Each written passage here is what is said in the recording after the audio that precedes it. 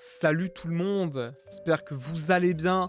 Aujourd'hui, on va se retrouver pour une vidéo assez particulière. Ça change de ce que j'ai l'habitude de faire, mais c'est une vidéo que je tenais à faire pour vous partager l'expérience de quelque chose que bon nombre d'entre vous ont connu, mais également bon nombre d'entre vous n'ont pas connu. Et cette vidéo, elle est surtout pour ces gens qui aimeraient connaître ce qu'a été le YouTube d'il y a en gros 10 ans, donc la période 2010 à 2013-2014. C'est une vidéo qui n'a pas pour but de retracer précisément les événements de la plateforme, mais plus de raconter ce que c'était que d'être un utilisateur de YouTube, un viewer à cette époque-là. Souvent, on peut entendre les gens sur YouTube se plaindre que YouTube c'était mieux avant, que la plateforme a beaucoup trop changé. Mais beaucoup d'entre vous ont dû arriver aussi sur YouTube bien après tout ça, probablement parce que vous êtes plus jeune aussi, et vous vous demandez sûrement, mais ce YouTube d'avant c'était quoi? Alors pour commencer, on va remonter jusqu'en 2010.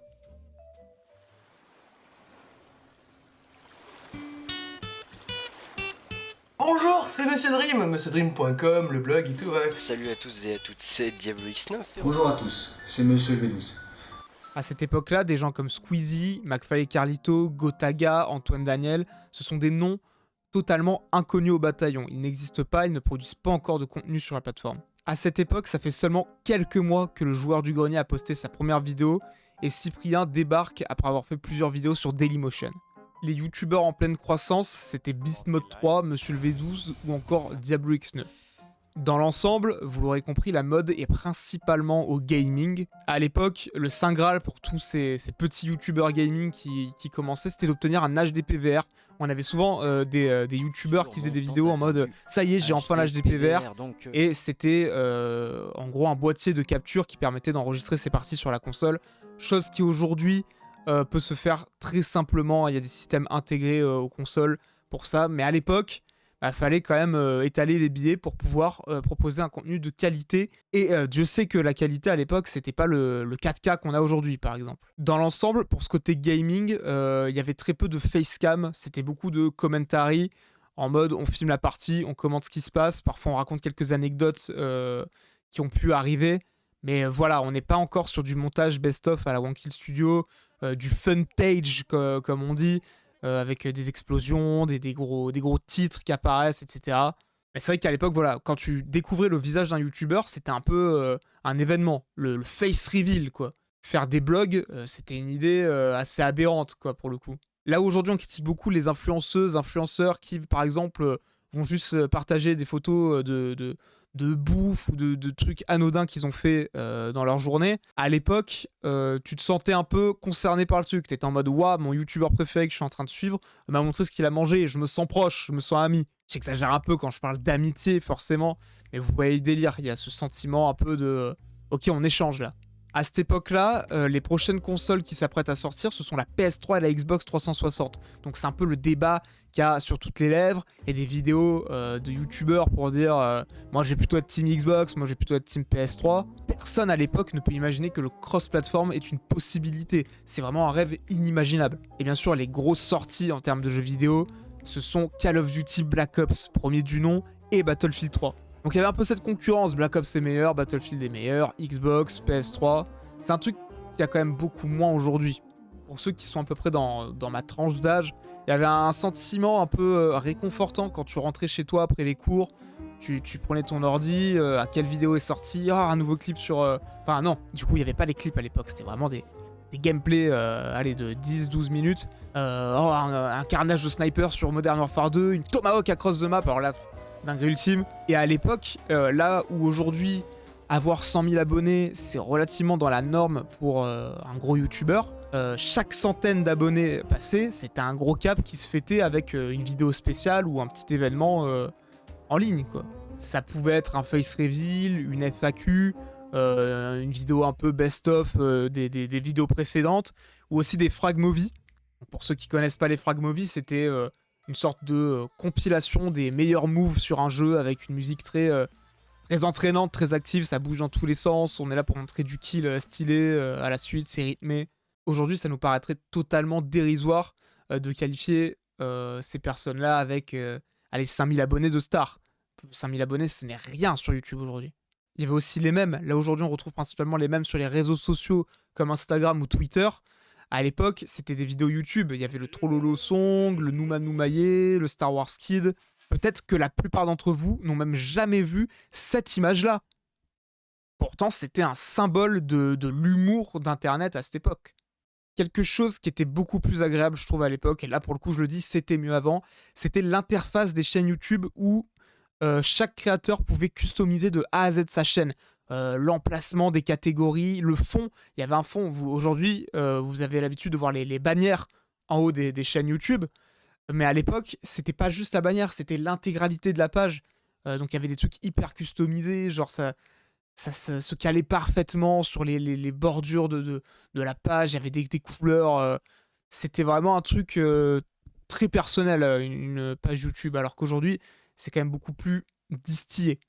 On arrive alors en 2011. En 2011, c'est là où de grosses personnalités vont débarquer sur la plateforme. Par exemple, Mathieu Sommet, qui va plus ou moins faire venir chez nous le concept de React. Panta et Bob, qui eux vont instaurer l'empire Minecraft en France sur YouTube. Norman, qui va lui mettre vraiment au goût du jour le podcast, et ce pendant quelques temps.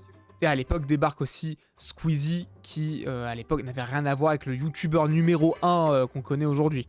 À l'époque, on n'était pas sur tout ce qui est thread horror, GP Explorer et tous ces trucs un peu énormes qu'il peut faire. Faut le rappeler, je veux dire, aujourd'hui, Squeezie, c'est une entreprise, c'est un truc qui réalise qui produit des choses énormissimes. Mais à l'époque, c'est un mec qui est juste dans sa chambre et qui filme ses gameplays comme ça se faisait à l'époque. Même s'il avait ce petit truc qu'il a eu assez rapidement de faire un peu des blagues, des petites intros, des petites mises en scène. Il va notamment réaliser une vidéo dans la peau de Wartech qui va l'aider vraiment à décoller et à se distinguer du reste du lot. À cette époque, même si on a toujours les gameplays classiques commentary sur Call of Duty, il y a aussi la mode des jeux d'horreur qui débarquent, avec notamment des jeux comme Dead Space, SCP, Slenderman. Et même si le gaming restait quand même relativement majoritaire sur la plateforme, en tout cas en France, comme je vous l'ai dit plus tôt, Norman débarquait avec les podcasts, et c'est devenu aussi une catégorie phare de la plateforme pour le public. Il y avait également Hugo tout seul, Mister V, Kemar, qui avait un style un peu plus différent. C'était un mélange de podcasts, en même temps un humour un peu absurde, un peu loufoque. C'est accessoirement le meilleur. Et on avait aussi les premiers vidéastes qui se mettaient à faire de la musique. Par exemple, le clash de Cyprien contre Cortex. À l'époque aussi, il y avait la mode du top 10, mais pas le top 10 comme on peut le connaître aujourd'hui avec les Watch Mojo et ce genre de chaînes. Non, là, c'était du top 10, souvent présenté par Code QG. Et donc, chaque semaine, on avait les 10 meilleurs kills qui avaient été faits sur, par exemple, Black Ops ou sur Modern Warfare 2. Et ça, c'est un truc qui n'existe plus aujourd'hui, c'est les chaînes communautaires. Code QG, par exemple, ou encore Play Comedy Club, c'était des chaînes où tu pouvais envoyer justement tes clips, tes séquences de gameplay, soit parce que tu faisais une performance assez incroyable, soit parce que c'était très drôle. Et ça permettait à certains de se faire voir, de se faire un peu découvrir. Et ça, aujourd'hui, ça n'existe plus du tout. Dans tout ce beau monde, il y avait aussi un ovni qui s'appelait DiggyDix et qui mêlait un peu gaming, parodie, chansons humoristiques aussi. J'ai des billets verts, swag millionnaire, Battlefield tu perds, Shrek militaire. Et je trouve que quand on regarde ces anciennes vidéos, on se rend compte que le mec était quand même peut-être un pionnier de ce qui allait se faire ensuite. DiggyDix qui a eu une explosion monumentale en termes de succès et qui seulement après 2 ans a disparu sans laisser aucune trace. On ne sait pas ce qu'il fait, on ne sait pas où il est. Et tout ce contenu varié qui va apparaître sur YouTube va forcément influencer de plus en plus de personnes à se lancer sur la plateforme, moi y compris. C'est là où à l'époque, avec mon ami Guillaume, on va créer notre première chaîne YouTube, Game to Gamers, qui sera principalement une chaîne gaming influencée par tout ce qui est Monsieur le V12 ou Diablo X9, donc du gameplay assez classique, quoi.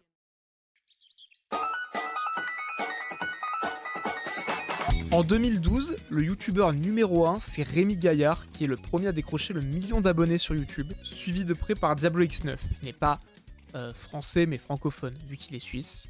Moi je me souviens qu'à cette même période, nous on fêtait nos 100 premiers abonnés. Bizarrement, ça n'a pas trop évolué. Personnellement, pour moi 2012, c'est l'année où je pense que la plateforme m'a procuré le plus de plaisir. T'en avais littéralement pour tous les goûts. Pour ce qui était par exemple du React, on avait toujours Salut les Geeks et Antoine Daniel qui avait débarqué avec What the Cut. Les podcasts, on en avait à l'appel. Squeezie proposait un peu des défis farfelus, tout comme Seb Lafrite qui arrivait aussi sur la plateforme. On avait les sketchs de 10 minutes à perdre avec Bat et Gaël. Et pour les plus assidus, on avait du contenu comme le let's play infini de Bob Lennon sur Skyrim.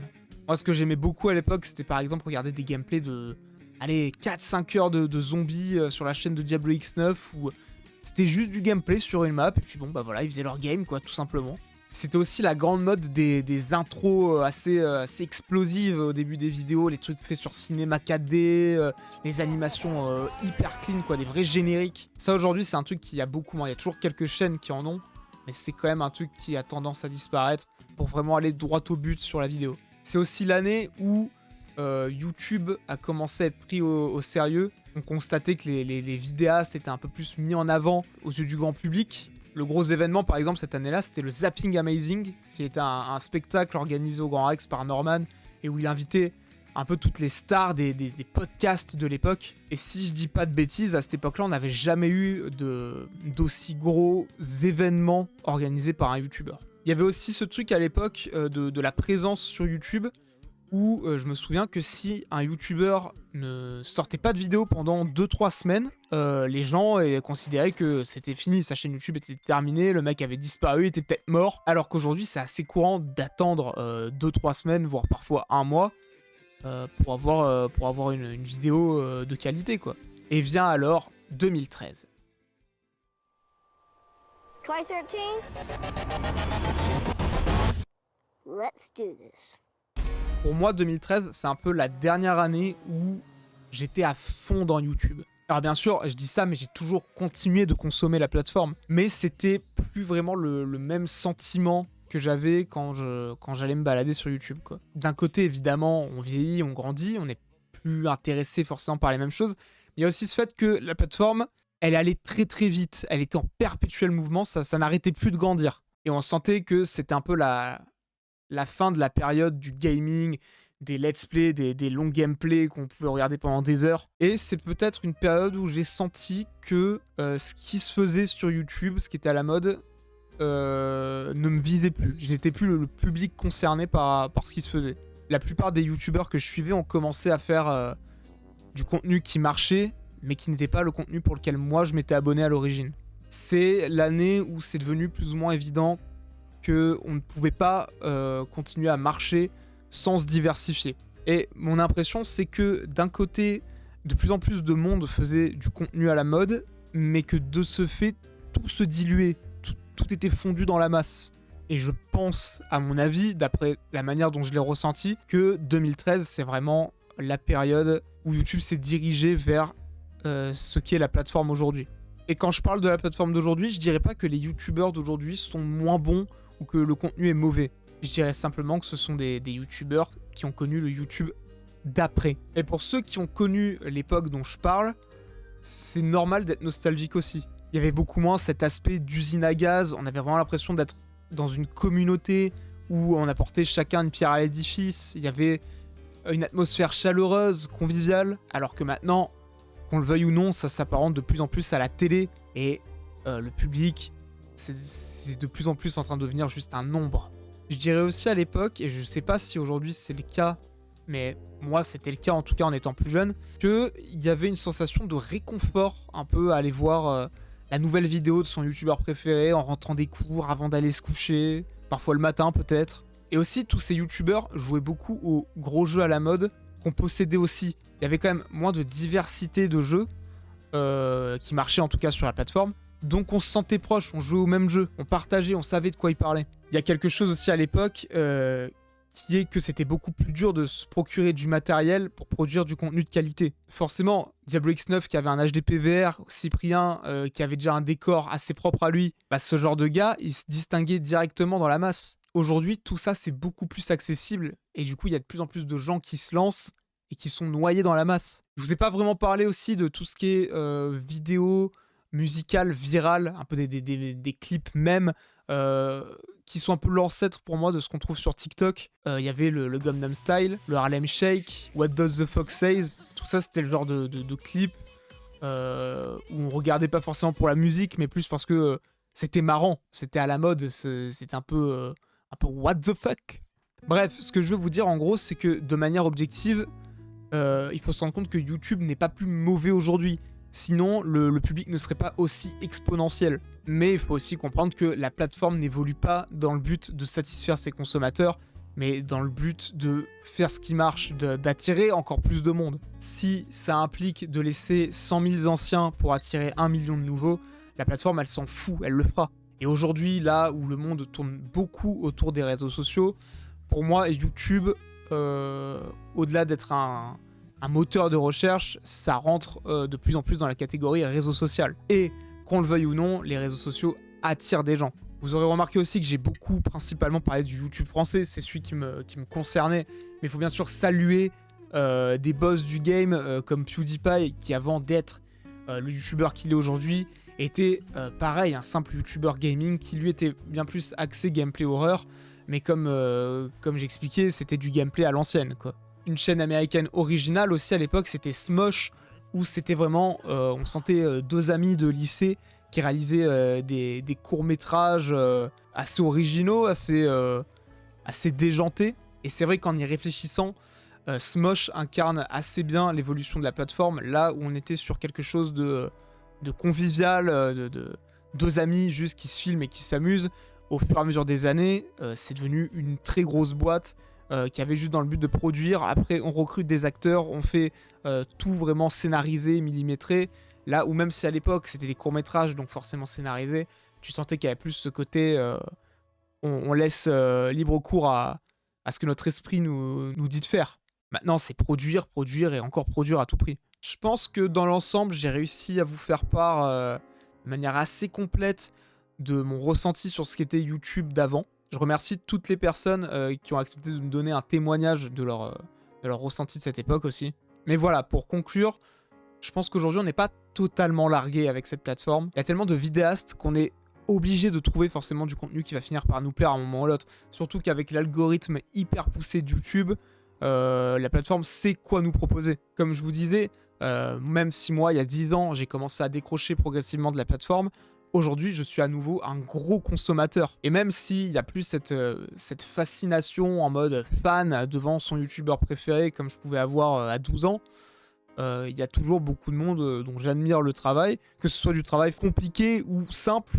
Et je passe toujours de très bons moments en regardant ces youtubeurs, que ça soit des anciens ou des nouveaux. Le joueur du grenier, par exemple, est toujours présent et il reste à ce jour mon youtubeur préféré. On a aussi Antoine Daniel qui maintenant fait du gaming, et parmi les nouveaux, je pense notamment à Billy et Amine, qui se démarquent avec un contenu où on sent un peu cet esprit, on a envie de s'amuser, de se taper des délires comme on avait à l'époque, mais en même temps, ils poussent dans les concepts, ils poussent assez loin, et c'est une bonne chose, quoi. Cependant, ce qu'il faut admettre, c'est que pour ma part, 90% du contenu que je regarde sur YouTube aujourd'hui, ce sont principalement des best-of ou des VOD provenant de la plateforme Twitch. Ce qui me fait peut-être dire aussi que si aujourd'hui vous ne vous retrouvez plus sur YouTube, que ce n'est plus le contenu que vous aimez, peut-être qu'il est temps pour vous de migrer vers Twitch. Et là, peut-être que vous trouverez enfin votre bonheur. Dans tous les cas, ces deux plateformes sont intrinsèquement liées et ça prouve qu'il y a encore une infinité de contenus, et ce pour encore très très longtemps. Donc, ne perdez pas espoir. Si vous galérez à trouver du contenu qui vous plaît, ça existe forcément. Voilà, c'était un style de vidéo que j'ai pas l'habitude de faire. Ça me fait très bizarre de faire une vidéo que j'ai écrite où je parle sérieusement. Mais voilà, j'espère que ça vous aura plu. N'hésitez pas à me dire en commentaire si vous avez un avis à donner, un témoignage de votre ressenti de l'époque. Laissez un pouce bleu, abonnez-vous à la chaîne, hein, comme ça qu'on faisait à l'époque quand on terminait une vidéo. Et moi, bon bah je vous dis à la prochaine, hein, prenez soin de vous et salut à tous!